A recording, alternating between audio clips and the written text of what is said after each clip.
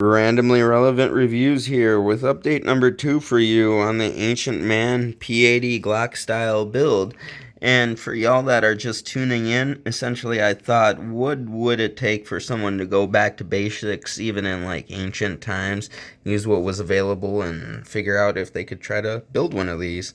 And I figured, yeah, with enough time, patience, and quite a bit of ingenuity, you can get away with it, I think. So essentially, getting into it, right here we got the one that I've been working on. The one on the right is brand new.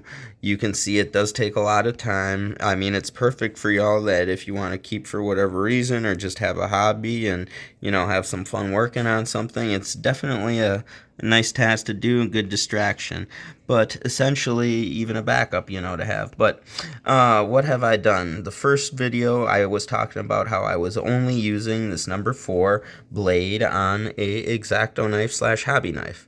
I love this Amazon Basics one because it has a rotating top that when you put pressure on your hand, essentially it won't hurt as much. You can use something like padding paper, whatever, as well to help, but this helps flick away things and get into little nooks and crannies.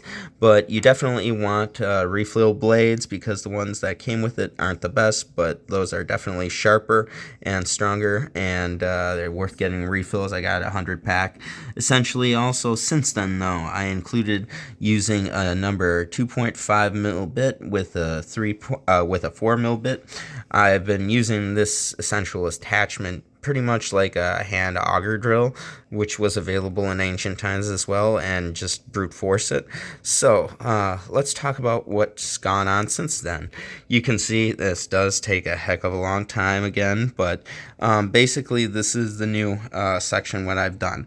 And there were 7 things that I talked about that need to be done from the new one that you want to work on. And essentially I had done about 3 of them, pretty much knocking off top tabs, getting the grill work in there, the area for the block right there, and a decent bit of the barrel channel.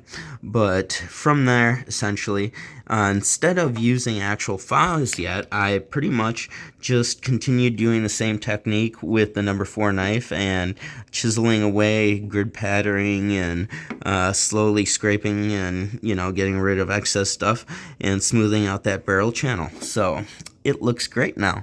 And you can see I basically already put the slide on top. It works flawlessly.